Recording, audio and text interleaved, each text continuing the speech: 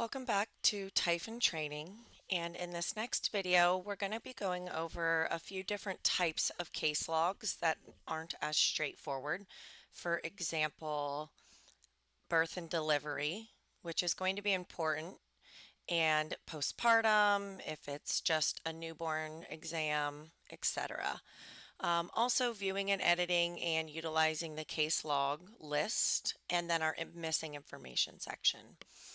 So let's get started. We're going to be adding a new case log, and we just did a delivery today. And so we're going to be logging the birth. So we know all of our information. We're going to put our age in here.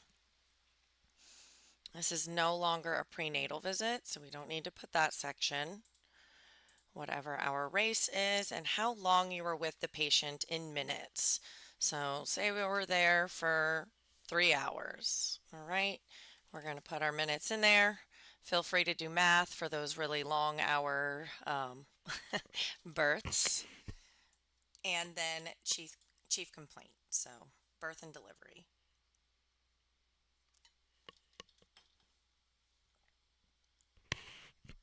So the important part of this section, in order for the system to log that it is an actual birth, which is very important for tracking and us knowing what stage and how many you have. So this birth and delivery right here, this section is automatically collapsed and you have to open it up. It's easy to miss. So whenever there's a birth, go right to this top section and expand it. All right, this is where you're going to be putting in all of that birth information so that the system will actually log that you do have a birth. So you can put the baby's sex in here, whatever birth weight that is. You can also enter pounds and it will convert it for you. All right, APGAR scores. You can put those in here now. Any newborn procedures that were done, deep suctioning, endotracheal, etc. here. Any newborn complications, NICU, anything, maternal problems in that less than that first 24 hours. If there was hemorrhage, immediate postpartum hypertension onset, fever, hematomas, other. So for the experience type over here, we're going to be selecting, we're in the assisting phase still. We're going to keep that consistent through all these videos. So we were going to select birth and newborn exam assist. So we were having a lot of students reaching out that they have no births logged, but they did. So they put birth and newborn exam assist here, but that's not the actual section that logs it. You have to expand this and enter in this information here. So then clinical setting, we were at the patient's home and they were in their third trimester. This is a section where you're probably going to put in any medications that were administered, IV fluids, Pitocin, etc. And your clinical notes again, however you decided with your preceptor about what information or details you want to capture. Again, social problems, you can enter any. And then we are going to do the skills section. So we are assisting, we did not do an initial prenatal. Again, look through each of these subsections just to ensure there isn't any hidden skill in a section that you did do. So we did auscultation of fetal heart rate. Maybe you did a cervical ripening balloon. I'm not sure. Whatever that looks like for you. All right. So this section here, birth and, let me go back to it, sorry. Birth and immediate postpartum. So depending when you got there, I want you to go through and each line by line. And again, if you don't know exactly what this means or entails, go into your scales book to reference. Just select everything you did and move on to newborn exam. So, vitamin K, eye ointment, etc. The initial newborn exam. They're also in here when you're on a postpartum exam and you're doing baby as well. This is where you would select this routine exam. But immediate care of newborn, etc. Postpartum, we always do postpartum counseling. These two are going to be more for routine postpartum visits. And then any general skills that we do, all of the vital signs, maybe we demonstrate basic suturing or shock, what have you. And then any other oral skills, maybe someone had placental abruption. So read through each one, select what accounts to you, and then you're going to save your data. Again, down here, your options, you can link it to a new encounter or save it, go on the same day, or go to the next in the list. For now, we're going to just save it because I'm going to go through more details about linking for continuities so that we can have them all linked together. All right, so that is specifically for logging a birth. We didn't go over this one yet, but this is our view edit case log section. So this is going to be useful to go back and reference, and you will be able to see all of the case logs that you've entered. Mind you, here there's multiple pages, so if you can't find it. There's also a search feature for these specific categories. You can do a date, you can do a course, what have you. Also, you can do a date range search. This is also helpful, as well as other filters that you can select. Oh, it's just the date and typable fields.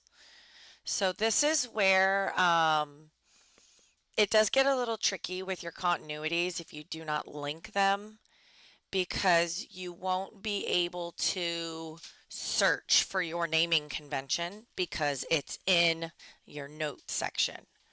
So we're going to go over linking as that'll be important. But it is, if you do make a note and you put your patient's naming convention, when you hover over this section here, it'll show you any note that you wrote on the patient. So you're able to quickly go and see what is associated and maybe identify the patient that way. So without linking, you'd have to go through every case log to find all of those visits you did with that patient to be able to log for the continuities. All right, so this view is great. When they are like this means that they already approved and they are now locked, as you can see by this item. All right, so even when they are locked, you still will be able to see your clinical notes if there are any. So for this instance, we can go ahead and edit it straight from here. You can, with these naming conventions, it's we got the date here, so it's 2026 and 24. Same here, 0204. But I did 1 and then at 2. So the naming convention, they kind of go 1, 2, 3, etc. All right, and these are pending, and you can see up here that there is a icon display, tells you what each are: pending, approved, or not approved.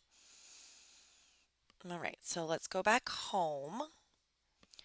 And now we are going to do a case log for a, let's say, postpartum visit.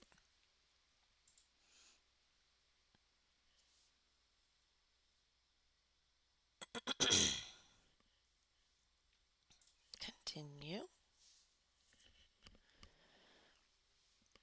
All right, so we're leaving all this information the same. We're not doing a birth and delivery. We have a 36-year-old. And we got to do our experience type. So we are assisting. We're going with that example. So we are in a postpartum exam assist. So clinical settings, we are at the birth center and trimester. You can select now postpartum. So we're going to put our naming convention. All right, we were with this patient for an hour. We have all of that information. So again, we are not postpartum or we're not prenatal, so we don't need to enter in this as well. So for postpartum, you can put here, 1 week postpartum visit, however that looks for you. We're going to go down to the skills section. I know it's a broken record, but make sure you just go through each skill. All right, so birth and immediate postpartum. You're going to go through each one of these. Alrighty. So in this immediate one, like for example, you're doing a regular postpartum visit, but you're still going to be teaching and assisting with breastfeeding, postpartum counseling, and then our newborn exam. So whatever you did, you know, assessing jaundice, pulse, respiratory, reflexes. If it's a 24, 48-hour home visit, visit with the patient after delivery, you can select that. We already did the initial one at the birth, and so today we're going to do a routine exam. And then maybe we did the newborn metabolic screen today, etc. So just go through all of these and look. They're specifically for postpartum for mama. There's a 6 week, a general, and postpartum counseling. So I always select these when we're doing a regular routine postpartum. General skills again, anything that you do, select all of your different skills, and then we're going to save our data. All right, so now we're going to go and look that we have a view and edit our case logs. So these are the 3 case logs that we did. Remember, we had a prenatal, birth and delivery, and a postpartum. So we're going to go through the process of linking these. We're going to go through this actually in the next video. So follow up with the next video and we will go from there.